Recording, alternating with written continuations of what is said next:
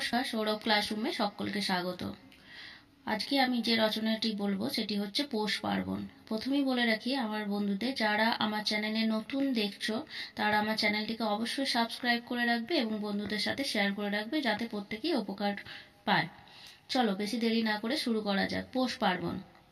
পৌষ পার্বণ বা পিঠে পার্বণ পশ্চিমবঙ্গ এবং বাংলাদেশে পালিত একটি হিন্দু লোক উৎসব।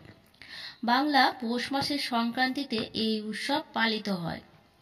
এই দিন হিন্দুরা পিঠে প্রস্তুত করে দেবতার উদ্দেশ্যে নিবেদন করেন। প্রাচীনকাল থেকেই দেবতার পূজায় পিঠের অর্ঘ্য প্রদানের রীতি রয়েছে। মধ্যযুগে ধর্ম পূজায় মদ্য মাংসের সঙ্গে পিঠেও নৈবেদ্য দেওয়া হতো। তবে দেবতার পূজায় নিবেদনের জন্য বছরের বিভিন্ন সময়ে বিভিন্ন প্রকার পিঠে প্রস্তুত করার বিধান রয়েছে। তবে গ্রীষ্মকালে এই জাতীয় অনুষ্ঠানের আয়োজন করা হয়। বছরে বিভিন্ন সময়ে অনুষ্ঠিত পিঠে পর্বের মধ্যে পৌষ সংক্রান্তির পৌষ পার্বণই সর্বাপেক্ষা প্রসিদ্ধ। এই দিনটি হিন্দু পঞ্জিকায় মকর সংক্রান্তি বা উত্তরায়ণ সংক্রান্তি নামেও পরিচিত।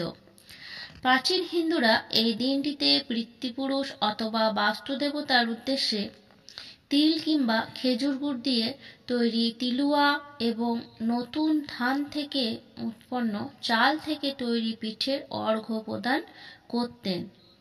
এই কারণে পৌষ সংক্রান্তির অপর নাম হচ্ছে তিলুয়া সংক্রান্তি বা পিঠে সংক্রান্তি।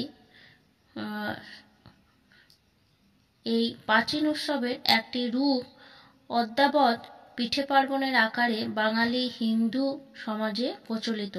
এই ছিল আজকে পৌষ পার্বণ অনুচ্ছেদ রচনাটি। তো তোমাদের ভালো লাগলে অবশ্যই কমেন্ট বক্সে জানিও, আর যাদের যে প্রয়োজন, যদি কোনো রচনার প্রয়োজন থাকে অবশ্যই কমেন্ট বক্সে জানাবেন।